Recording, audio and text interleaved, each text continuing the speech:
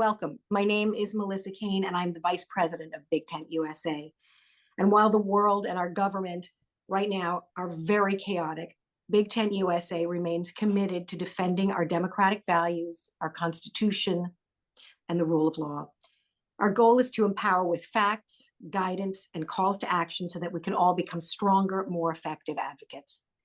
We urge you to use the knowledge you gain from tonight's conversation with Ruth Ben-Ghiat and Barbara McQuade to fight back. Their discussion of strategies used to manipulate public perception, erode trust in democracy, and consolidate power are going to offer us really helpful insights into how we can respond effectively and resist.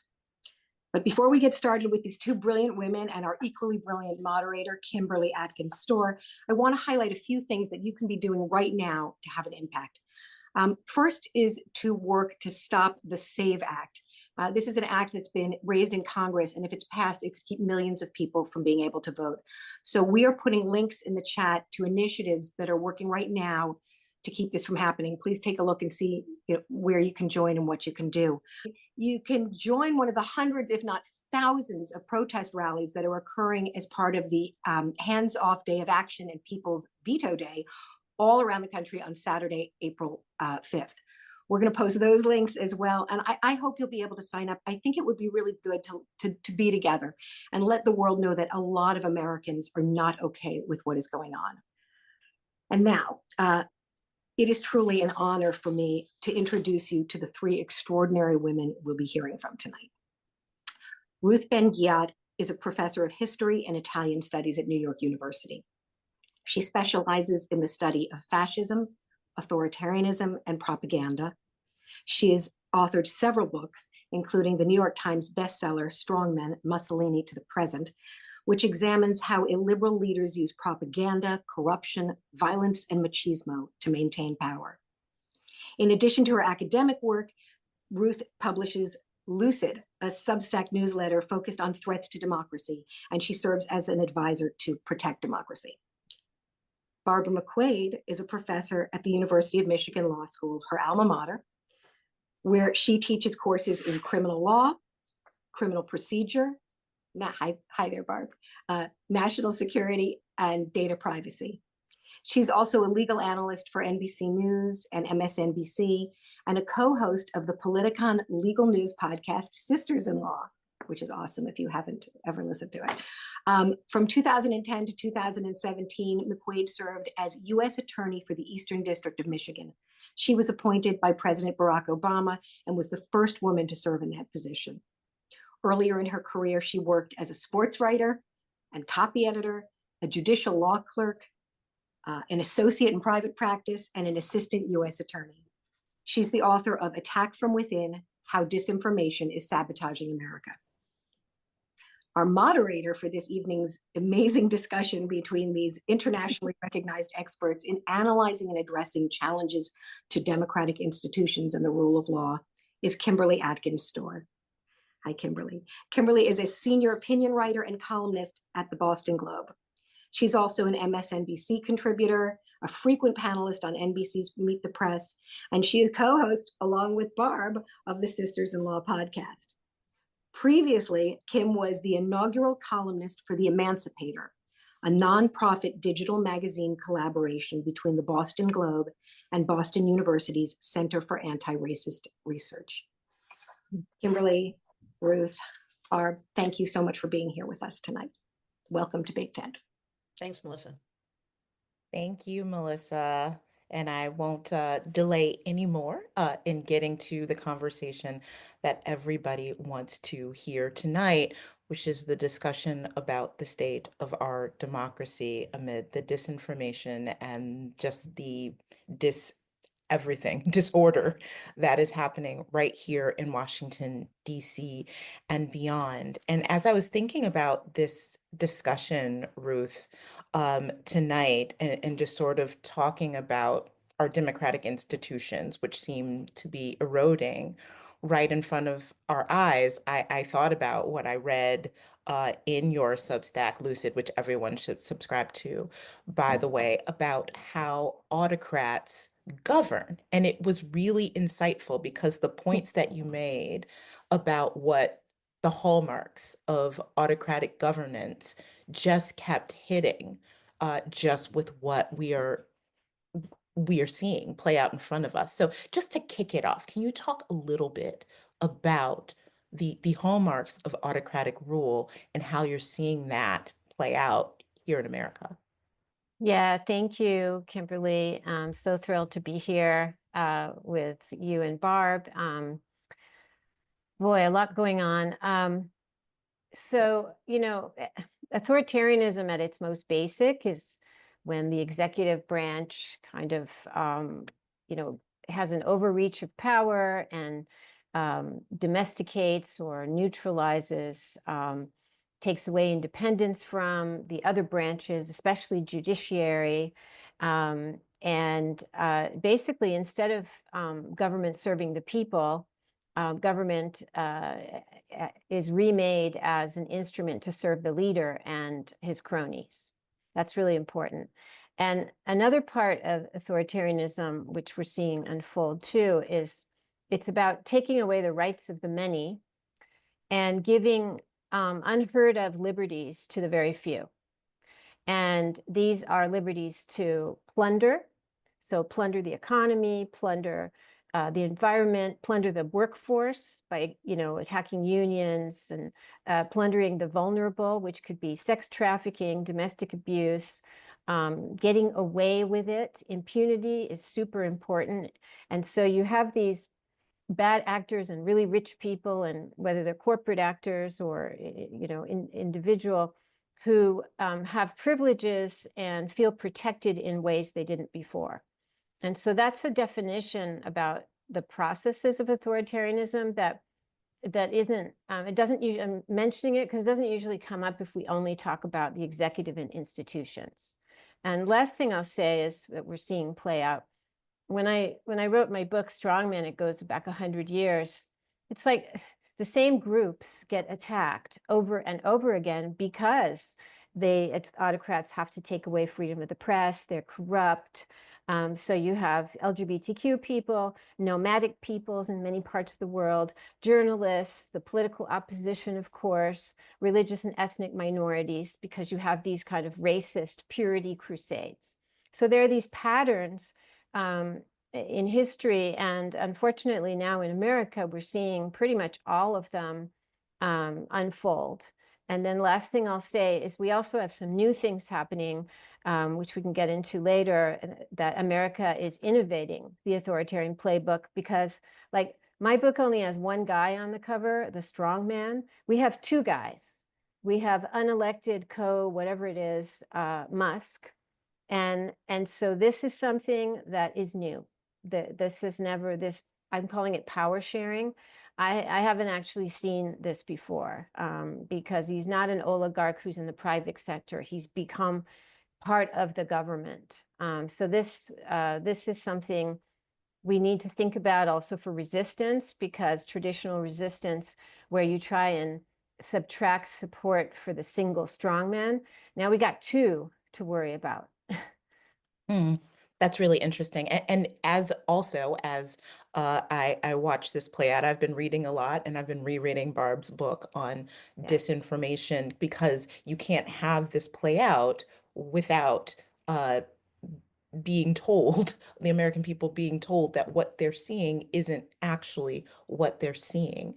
And the current administration has become very good at that, right down to the point about Elon Musk, who, again, I think I say this every episode of Sisters-in-Law. He's not elected. He was not confirmed by anybody. He just walked in and took over parts of the government, which is both illegal and unconstitutional, but they just make it seem like it's normal and feed disinformation to allow that to happen, so that it's harder for Americans to reject it. Barb, can you talk a little bit about how disinformation has become a core value in the current administration? Absolutely, Kim. And disinformation has been the secret sauce for the past 10 years in paving the way for the Trump administration. So, one of the big strategies is divide and conquer, create two teams. There's the good guys and the bad guys, heroes and villains. This is a reflection of what Donald Trump did in reality television. Give people simple storylines that are easy to follow. And you want to be on the side of the good guys and not on the side of the bad guys. And so that's so much of what we see. You know, when Donald Trump complains about a judge, it isn't, I dislike his decision, or I think he was wrong, or he's a bad judge. It's, he's a radical leftist judge, right? Because that's the other side. They have been demonized and painted as people who hate America. So if you love America, you should be on my team. And if you hate America, you're on that other team. And I think one of the things that we've seen lately in this divide and conquer strategy too has been immigration and trying to portray immigrants, as Ruth just said, as the scapegoats of society. The reason the economy is poor, the reason you don't have as good a job as your parents did is because of all of these immigrants. Crime, you know, they'll mention Lincoln Riley and other victims, tragic though they may be, and use it as a lightning rod to get people riled up about immigration. You know, when those men were deported from the United States to El Salvador, to that prison, the first thing that went up was that glitzy Hollywood style film, right? Of people being subjected, put their head down, shave their heads in their underwear, chained together on their knees. That is to feed this idea that they are somehow less than human, to demonize them. In Nazi Germany, you know, the same kind of rhetoric against Jewish people being forced to scrub streets in the town square, and people would jeer at them because they had been indoctrinated with the idea that these people are less than human. Now, maybe these people don't belong in the United States. Maybe they are members of a transnational gang, and maybe they should be deported. But the glee and the dehumanization and the glitzy Hollywood video with the dramatic music is all about, it's propaganda. It's getting people excited about cheering that our side is winning and their side is losing. And the last thing I'll mention now about disinformation is one thing I want everybody to listen for. And this is happening a lot when it comes to legal decisions. In the law, it is very important to separate substance versus process. Just because there is a laudable goal or a goal consistent with Donald Trump's political campaign does not mean he gets to do it by any means necessary without following the law. And so one of the pieces of disinformation we've been hearing a lot lately after Judge Boasberg, who was upheld today, found that the Alien Enemies Act may not apply to this deportation of these men, and that they have a due process right to a hearing before they're deported to find out if they are indeed non-citizens and are indeed a member of this transnational gang, entered a temporary restraining order. What Attorney General Pam Bondi said about that is, this judge is siding with the terrorists. She is putting substance over process and conflating the two. And I think for a lot of people who are non-lawyers and aren't paying a close attention to that, that sounds pretty good. Yeah, what's this guy's deal anyway? Why is he siding with the terrorists? He's not siding with the terrorists. He is siding with the law. Ultimately, we don't know which way he will come out. He's not on anybody's side. He is neutral, independent, objective. And so he is looking at the law. Does this law apply, which by its own terms is supposed to apply only during wartime? Seems probably not. And are these men entitled to due process under the Fifth Amendment of the United States? Of course they are. So he's not siding with the terrorists, he's siding with the law. But that is a tactic we are hearing again and again from the Trump administration, substance versus process. So keep an eye on the process, because that's what the law cares about. You know what I'm thinking about in this conversation, getting back to reading, which is Animal Farm, right? You know, first it was 4 legs good, 2 legs bad, 4 legs good. Then by the end, it became 4 legs good, 2 legs better, right? And they sort of, the shift in the focus, because they belonged in this new club now, that they wanted to get the closer to the power that they got, the more they fell in line with the messaging. And I think a lot of people are surprised that there hasn't been as much voter remorse or supporters remorse over what's going on than was expected. And I want to talk a little bit about that, Ruth, because we can't talk about disinformation and the role of the press and how we stay informed without the simple fact that logic and politics don't necessarily go together. Politics is about a gut feeling. It's about a belonging in a membership. And right now, there is a conservative MAGA movement that is ascendant that people like being a part of. Yeah, they may not like that their mom may be kicked off of Social Security or may not get her check this week because it's just being run so poorly. But they want to still belong to this ideal that they believe that they are a part of. How does this happen? Well, from that point of view, because Trump has a truly robust leader cult, and it's quite amazing that he's been able to, first of all, construct a leader cult like that working in a full democracy, and also keep it all the years he was out of power, where he should have been just a has-been, right? Go away and have he wouldn't have a library, but do your normal post-presidential things. So having Musk there, who I mean, yes, he has his tech bro fans, but he's quite unlikable to many. Is handy for Trump because he can keep his pure leader thing, I am MAGA, Great America, going, and Musk is there, to kind of take the blame in a way. Not that he's going to openly do it, but that's the one advantage of having two. But the way propaganda works, the reason it's going to take, I believe there will be a reckoning. And I've written this I wrote this the first week of when I saw what was going on. There's going to be a reckoning because people will start to see, I think that what's going on, I think sabotage is a good word. I've been trying to work with narrative frames to describe this. Here's, they took the most robust economy in the world and they're wrecking public health. They're doing things that are going to spread disease, disrupt the system, paralyze government, paralyze social assistance services. And there will be a reckoning because it will trickle down to people's everyday lives. And so often people ask me, well, when did people start to rebel against Hitler and Mussolini, for example? And those are very different circumstances. They had a one-party state with a totally closed media for years, but it was when they started getting bombed by the Allies. Like when the wreckage of what was going on became clear. And so we're going to see that going on. But in the meantime, the reason it's been so challenging is that Donald Trump's one of the most skilled propagandists in history. He truly is. Like, he got 100 million or more people to believe he won the election in 2020, working in a completely free media environment. That's very unusual. And what he's been able to do is, propaganda is not just about getting people to believe this or that lie, although the 2020 election was the, quote, big lie. It's really about changing the way people see the world. And the meta theme that he and when I say Trump, I'm also including Fox News and all the GOP people. It's like an assemblage. Right. He has been very effective at trying to get Americans to believe that democracy is failing and that something else is needed.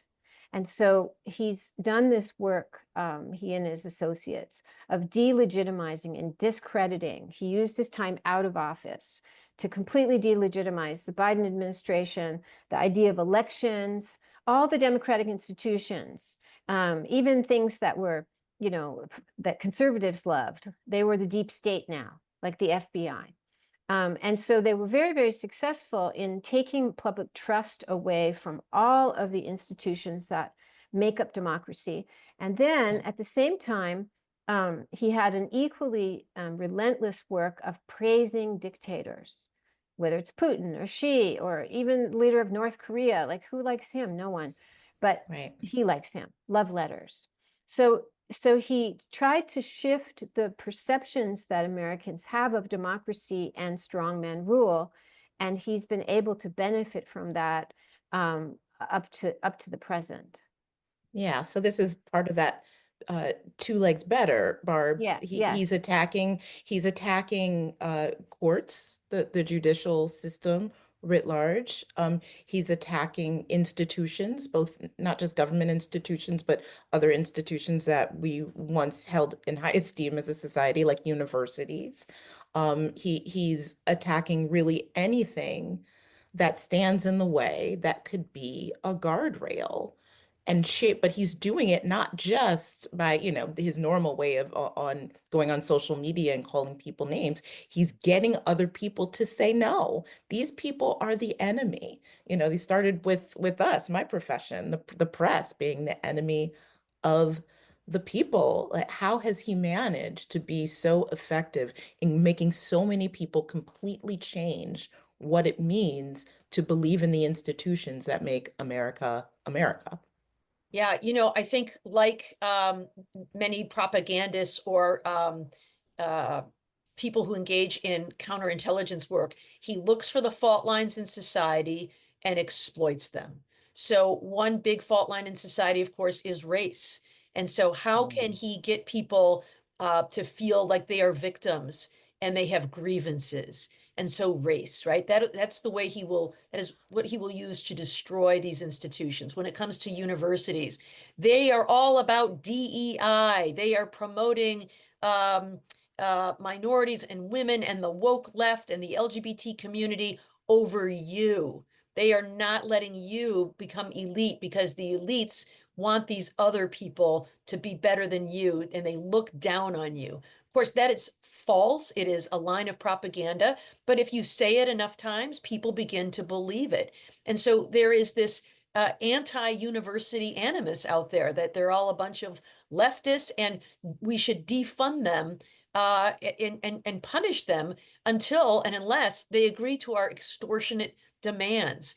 And same with other institutions that could be critics of Trump, like the media, like the courts, like science, undermining science because science can be inconvenient.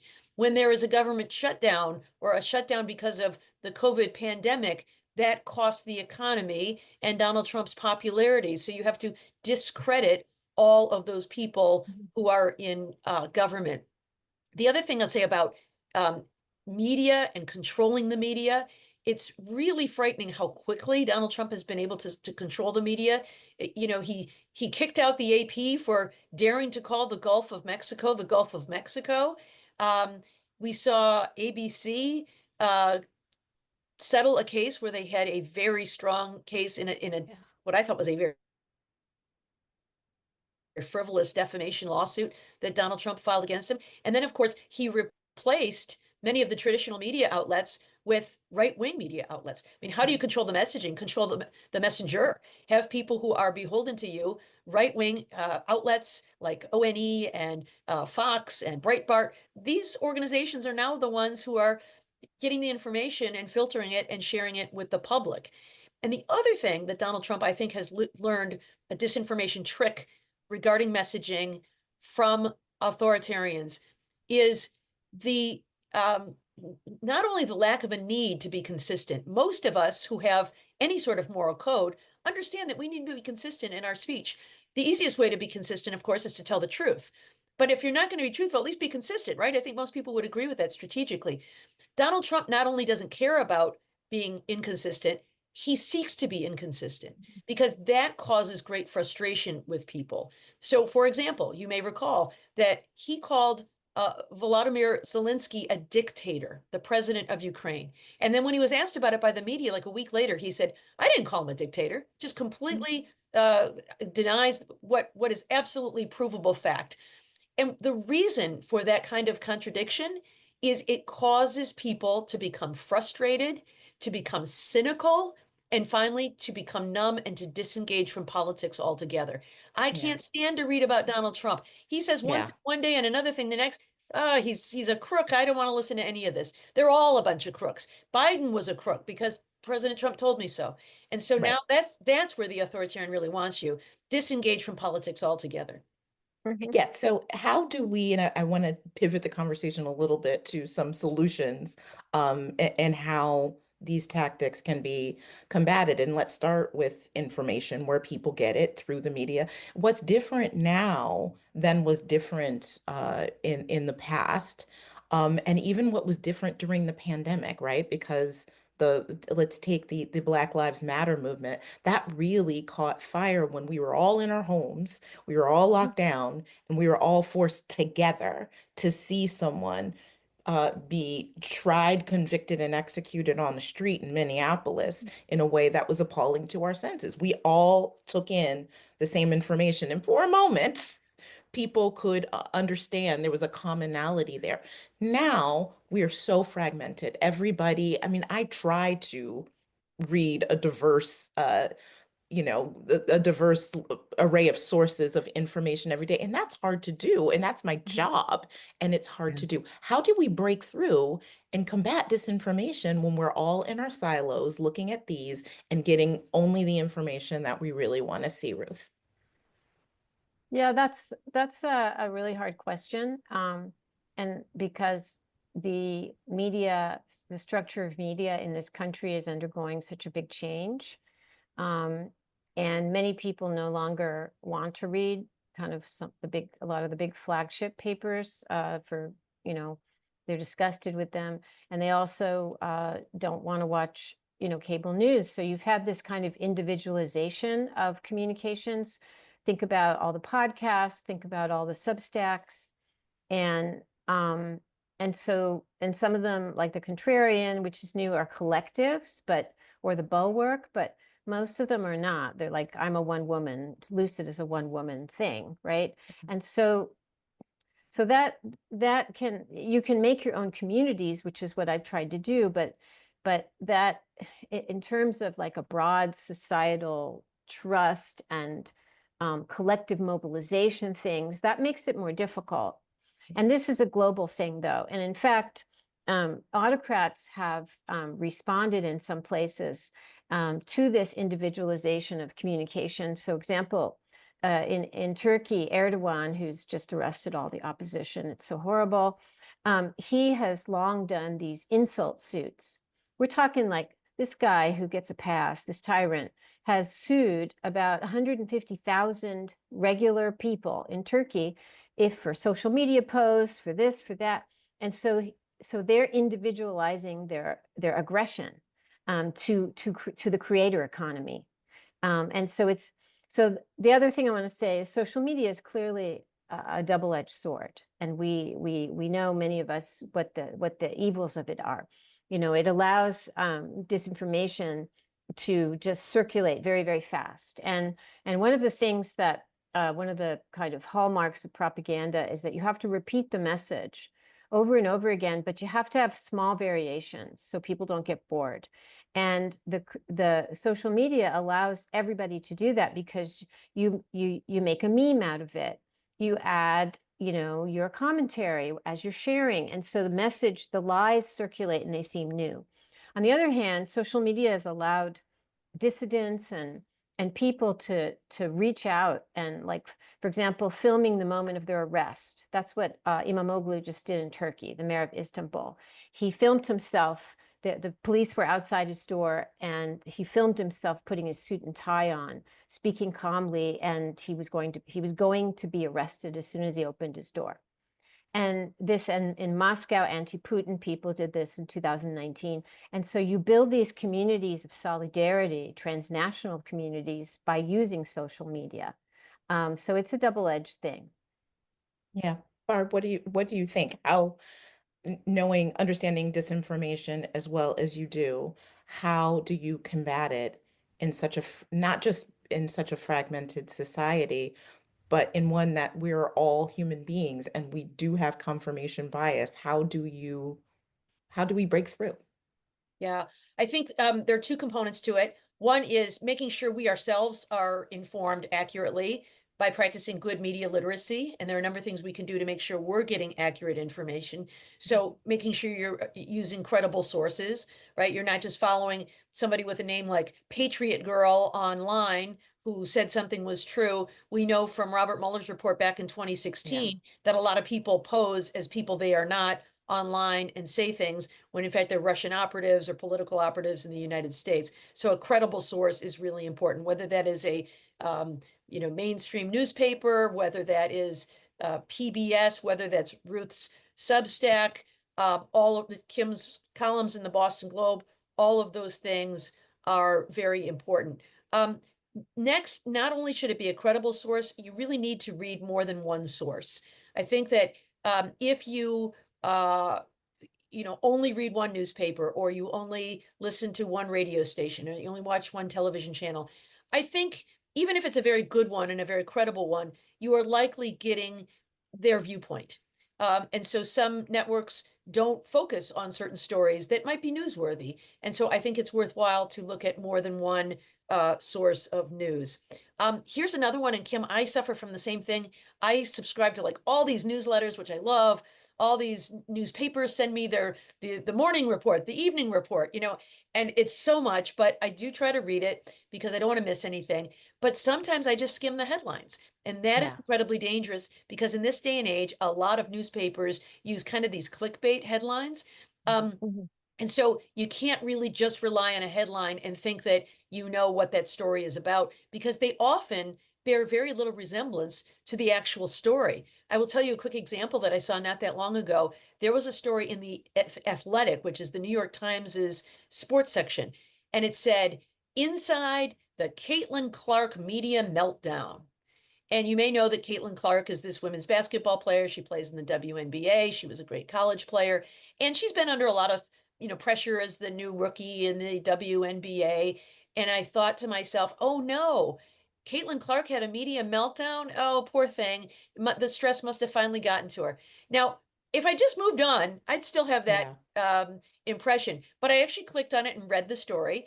And if you thought that that headline meant that Caitlin Clark had some sort of tantrum during a press conference or something, you are to be forgiven, but you would be wrong, because she did no such thing. She was actually quite poised, and it was a member of the media who unleashed some tirade against her, profanity tirade. She didn't have any meltdown at all. The reporter did. So inside the Caitlin Clark media meltdown was not about Caitlin Clark at all.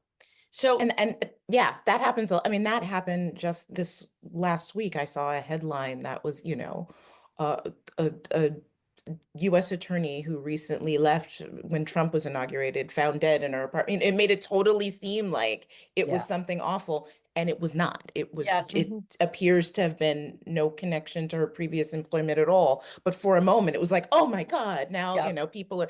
It's so dangerous, and that's such a good made you point. click. Yeah, Exactly.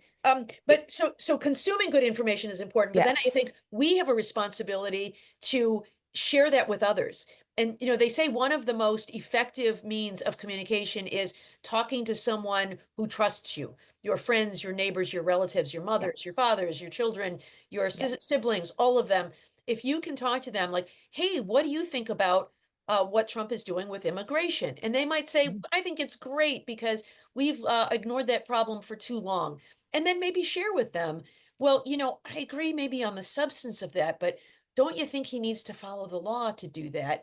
And maybe have that conversation in that way. I think that could be the most effective way we can get people to understand what's going on in our country. All right, we have a lot of questions coming in from our audience members. So I want to get to some of those. One is, can you talk about the lessons from Poland and other countries that have pivoted away from authoritarianism? Ruth, what do you say to that? Yeah, Poland is they did everything right, basically. Now, they have a multi-party system, and we are in a different situation. It's, the bipartisan thing was always supposed to be good, good, and America's so stable. All these other countries, the governments keep falling. Well, it turns out if you have an autocratic assault, it's better to have a multi-party system, because you can have a kind of opposition coalition. And in Poland, they had 6 parties that came together, that it becomes a big tent. Whereas we have one giant party. And really, one of the stories, I think, is that this party is not, because it's only one and it's so big, it is not equipped to handle crisis. It's not flexible. Whereas in multi-party systems, there are people who migrate among parties, and you're able to band together against the aggressor. So Poland, they did that. they also exposed corruption and corruption to do with immigrants, because the far right government was talking the usual thing: immigrant invasion. We don't want the wrong colored skin babies, the usual stuff. Yeah. And so the Civic Coalition, the opposition coalition, exposed that they'd been like, doing visa buying stuff and just corruption stuff. They also had an optimistic message, and this is very important. Literally the slogan was a heart, and it was the March of a Million Hearts. And Donald Tusk, who was the head of the coalition, was then elected. He talked about, having a future together, and that this cannot be stopped. We're all here. And it was the biggest rally since the fall of communism, and it translated into the biggest turnout since the fall of communism for voting. So they managed to mobilize people. And the last component was, we know that if you just talk about democracy, it's too abstract to people. So Yeah. it was also about preserving reproductive rights, which were vanishing, had a very, like, abortion was practically illegal. And so there were stories where, women came out, like grandmothers were there, and they said, this is for my granddaughter. I don't want her to lose rights. So they had a combination of optimistic, large messaging, forward-looking, hopeful messaging, kindness and empathy, and that was the heart symbol. A big tent with 6 parties, so you had a large spectrum of opinion, and concrete agenda things that they were going to do, like restore reproductive rights. And all of this came together to have success. And so that's a good, I'm always looking around the world to see what is working and what can we adapt for our country. Another good question asked you to talk about anticipatory obedience that we've seen on the part of the wealthy, on the part of certain institutions, on the part of some news organizations, as you pointed out, Barb. Talk about a little bit about that. Yeah. It's been actually incredibly disappointing, I think, to see what has happened from the private sector, from some media outlets, from law firms. I saw someone in the chat mention the Paul Weiss law firm. That's a really outstanding law firm. Historically, that law firm has been one with a lot of social justice interests, even though it is a Wall Street law firm. They were founded by Jewish lawyers who were rejected from the white shoe law firms of New York back in the day. And they've always prided themselves on taking on unpopular causes. And so I found it particularly disappointing that they agreed to pay $40 million to get out of Trump's executive order. I mean, that's just extortion. I shouldn't say $40 million, $40 million in free pro bono services to Trump's favorite causes. It's really shocking. And it's amazing, anticipatory obedience too. You see universities kind of cowering and not saying anything because they don't want to be next. They don't want to be Columbia and get defunded. And I think one of the things that's difficult for, it's easy for us to say from where we sit, they should be doing something. I think they're thinking about their constituencies. They're thinking about their students. They're thinking about the research funding that they need and that they do. But I think that when they act alone like that, they are far less powerful than if they were acting together. I would love to see all of these universities come together and say, do you realize that we are curing diseases? We are doing research that protects the environment, that protects our health, all kinds of important things. And defunding us is going to make it more difficult for all of us. Or, for law firms to say, Jenner Block yesterday got attacked for once employing Andrew Weissman many years ago, who was a member of the FBI team that was involved in the Hillary Clinton, Russia investigation. Are you kidding me? And they have been targeted. The law firm should be banding together and saying, you are attacking our profession without any basis whatsoever. This is wrong. And I think if all of these different sectors would do that, they would be incredibly powerful, because I think their collective action would insulate any one of them from retaliation. Yeah. You want to say something to that, Ruth? Yeah. It's just horrible, because we know that works, that it's Yes. that when you band together and you have solidarity and you present a united front, the bullies often cave. And so it's really a tragedy that this is not happening, that in fact the opposite is happening. I wrote a piece for Lucid on moral collapse, which is going on with all of this obeying first in advance, and then obeying, just caving to these extortionist tactics. And so every time, and so Paul Weiss and Columbia, they were thinking only of themselves, and setting a terrible example and making it easier for the bully to bully others. I think that's And absolutely true. Yes. I it's mean, really as a tragic. Yeah. Yeah, as a Columbia alumnus, I'm very disappointed to have seen that happen, as well as some news organizations. I believe, there's a reason why the White House is attacking the entire White House press uh, corps writ large, is because they know that some are already fallen, and that Yeah. it works, and so that makes the attacks on all of us greater. And I don't understand what people don't understand about that. I want to get to some more questions. There are some questions about, and I'll start with you, Ruth. Why, I'm combining a couple. Why do Christian nationalism and racism seem to be central parts of this gambit? So one of the patterns I discovered in researching my book was, and I was asking myself the question, when do these demagogues appeal? These racist, sexist demagogues, anti-democratic, when do they appeal?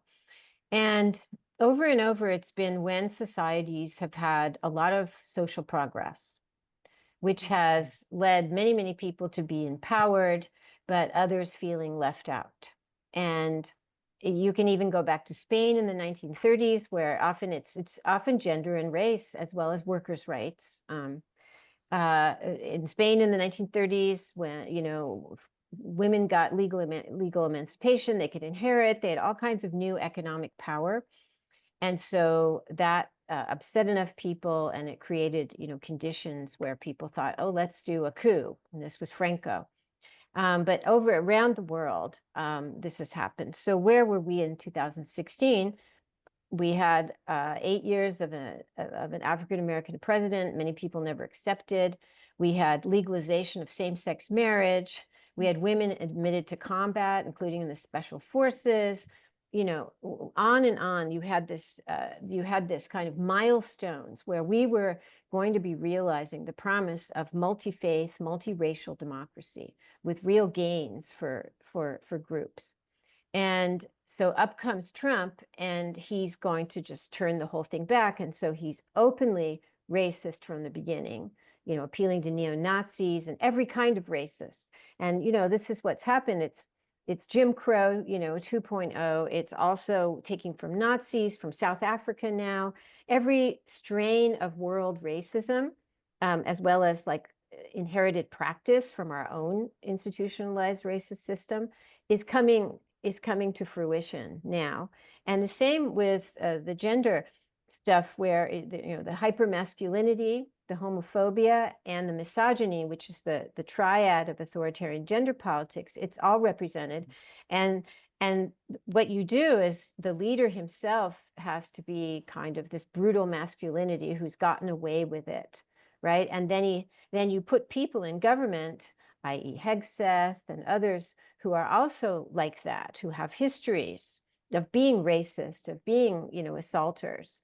And so you not only normalize those values, you actually reward them and set them up as positive, and that's terrifying.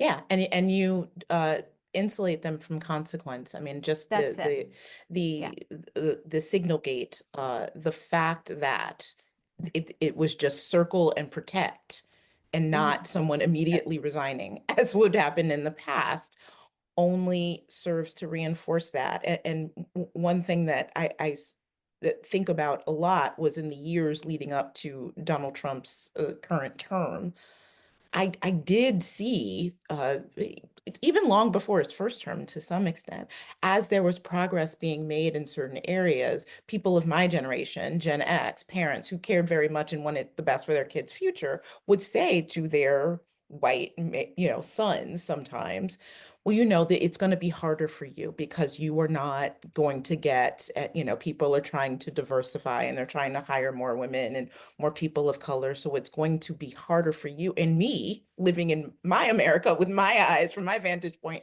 saying, what are you talking about? Like, I have never been in a space where the demographics of the nation were represented in the space, not in law, not in media, not in boardrooms, not in when I took a deposition, like never. So this is patently not true, but people believe that. And I believe that's how Trump was able to expand to get more votes, was some people that were saying, yeah, change is good, but this is just too much. And they were able to frame, they may be appalled at George Floyd being murdered in the street, or even at people just being whisked away on airplanes with no process. But they also think that, it's too much with the pronouns. And I'm amazed at how effective that was. It's quite amazing. Go ahead. Did you want to jump in, Ruth, or I could go No, to the no, next? I was just agreeing. Yeah. Okay, so I want to get back to the legal profession a little bit, Barb. How can people push back? I mean, we've seen sort of the Chief Justice of the United States sort of step in and make a pretty bland statement, but unusual for him, I guess strongly worded for the Chief Justice. You're definitely hearing from judges themselves saying, look, we're being attacked and this is not okay. We are trying to do our job here, and that is not good. What can lawyers, judges, people within the legal profession do, Barb, to hold the guardrails of democracy in place? Yeah, we've seen some of it that's been very positive. The American Bar Association has issued some very strong statements when there was a push to impeach some judges, when there were the issue in the Southern District of New York when they wanted to dismiss the indictment against Eric Adams based on what appeared to be just going along with Trump's agenda. So I think those are some positive starts. But again, I think it comes from collective action. If you leave people alone to speak out, I think they feel vulnerable. And I think that's probably correct, right? Because Trump is so much about retribution. One of the things he wrote in The Art of the Deal, I don't know how much of it he wrote himself and how much of it was ghostwritten by his co-author. But one of the things he said is whenever anybody crosses you, you have to counterpunch by a factor of 10, because you got to send them a message that you never get away with crossing Trump, and you want to send a message to everybody else out there to deter them so that they don't think about crossing Trump. But if everybody gets together as a profession, then I think it's much harder for him to fight back and counterpunch against an entire profession. So it really should be an absolute no-brainer for bar associations of every state. I'm really proud that my state, Michigan State Bar of Michigan, did issue a statement in defense of the rule of law. I think when state bars say things like that, the rule of law is really essential in our democracy. It says that all of us are bound by the law. People don't get to just take stuff or hurt people or do things out of turn without being accountable under the law. So I would love to see state bars band together. I'd love to see other bar associations band together. If we can't defend judges from impeachment and threats, then what can we agree on? So I know that there are firms out there who are cowering right now. There was a lot of talk about putting together an amicus brief, friend of the court brief, on behalf of Perkins Coie, the one of these law firms that was targeted that actually did file a lawsuit and already received a temporary restraining order from the execution of this executive order, finding that it was likely in violation of the First Amendment, Fifth Amendment, Sixth Amendment. Proud of the law firm that represented them, Williams and Connolly, but they've had a difficult time getting other law firms to sign on to say, we agree that this is wrong. I think law firm, and maybe the addition of Jenner and Block yesterday will finally make law firms realizing he's coming after one a week. It's been Right. 4 weeks, and every week there's been a new one. And they're all for the most ridiculous, petty things, like you employed a lawyer who once filed a lawsuit against me or something like that. They're coming for all of you eventually. And so Right. band together now while you still have the opportunity. Yeah, capitulation does not save Mhm. you in this situation. I say that as a resident of DC who was watching as the Black Lives Matter Plaza was being Oh, destroyed, but Awful. the city still got uh, you know, ripped off by $1 billion of its budget. So like why did city Yeah. officials concede to that demand? Don't concede. Ruth, a really good question here. The media and authoritarianism reinforce each other. What can we do as citizens to fight back? Um, in terms of a media that's captured on behalf of the government, I guess. Well, I think listen, as a journalist, I am sometimes critical of the general criticism of the media, but I think I understand what people are saying, that the media does not speak about what is happening in the framework that our Mhm. institutions are being attacked for the purpose of bringing in authoritarianism. I don't think they're Mhm. doing that. They're thinking about the latest headline, they're thinking Yeah. about getting clicks, they're thinking about these other things. So people are saying, how do we? I think a lot of times people do feel helpless and they don't believe that what they're doing matters. They're told to vote, Yeah. but now they're eroding election systems and people don't have faith in that. They're told to call your lawmakers, but people don't have faith in that, particularly if they live in very red or very blue places. So what are some tools that people can use um, to fight back? I mean, my podcast, Justice by Design, I talked a little bit about how all politics really is local. And if you let everybody Yes. know your values, right down from your city Yeah. councilors to your school board members, your state officials, all the way up to your members of Congress, that does make a difference. Can you talk a little bit about individual action to fight Yeah. authoritarianism? Yeah, it's important, community, but also not not getting cynical, Mm, because what authoritarians always want is to make you feel helpless and hopeless. They want you to feel that they're like a big bulldozer, that it's inevitable, they're omnipotent, they're all powerful, they're everywhere. And that's what their personality cults are for. And that there's nothing you can do to stop this. And right now, it's particularly, it's easy to be intimidated because, oh, hello, we have the richest man in the whole world who has been invited, who had, poor little rich kid, he had everything. He had his own social media platform, he had all the money, but he didn't have a way to infiltrate a sovereign state and take power. Well, greedy old Trump gave him that, and so Doge was created, in my view, as a way for him to infiltrate. So that's all very, that can be yeah. extremely daunting, but I do believe that we're going to save ourselves from the bottom up. So community communication and community action is absolutely key. I also am a big fan of, and this may seem like too small scale, but if we all do it, everybody knows someone or I have various family members who are politely put, dwelling in the disinformation tunnel. You can't, they're like, again, it's not like brainwashed or gaslighted, whatever term you'd like to use. And maybe we've stopped talking to these people. And I went through this with my mother, who got all radicalized from watching Russia Today during the lockdown. She's in England. So she would have like rants against immigrants, which this was new for her. And so I would hang up on her. And then I was like, why are you hanging up? That you know better than that. You're supposed to have the dialogue. So it's very difficult. But I believe, and this goes back to my point, there's going to be a reckoning. It's going to be obvious to people that disease is being spread, the economy's going to be tanking, prices are going to go up. They won't be receiving their checks. It's chaos. This is not what they voted for.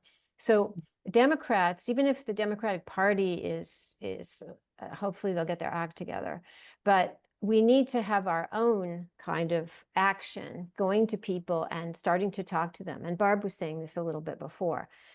Presenting them with facts. And it's difficult because if they're really brainwashed, like my own mother, I was sending her stuff that I'd written for CNN, and she's like, that's fake news.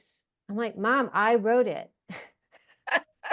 So it is challenging, but I know, it's terrible, but, and I still can't get my, my half-sister to be vaccinated, even though she's around my 97-year-old father. I mean, it's just Yeah. difficult, but, I believe that those individual things, we have to do them, and then community action is absolutely key.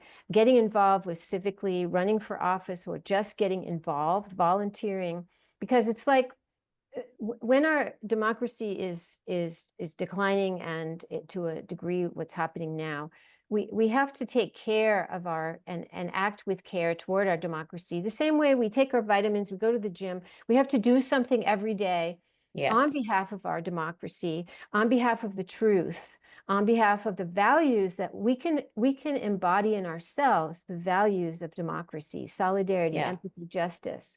Even And that if, keeps us clear. That keeps us yes, clear in our own view of the world that's it. while we move forward. And I have to say, I always say I can get on TV and talk till I'm blue in the face, and I will be less effective than people who talk to their own family members about Yeah. why they believe and why they believe what they believe in. That can make a difference. I've seen that happen. I'm gonna hit one question quickly because we're almost out of time.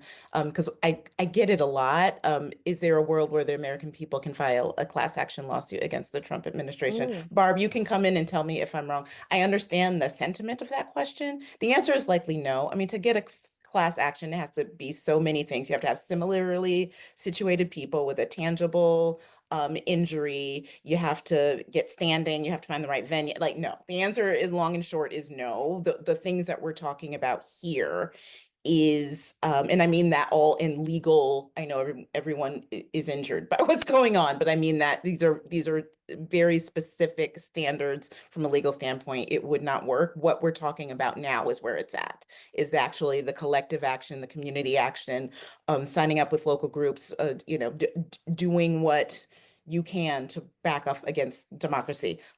I hate to do this to you, but in 30 seconds, what is giving you hope right now? Each of you. Barb, you first. What's giving you hope? What's giving me hope actually is that Trump does back down when he faces criticism.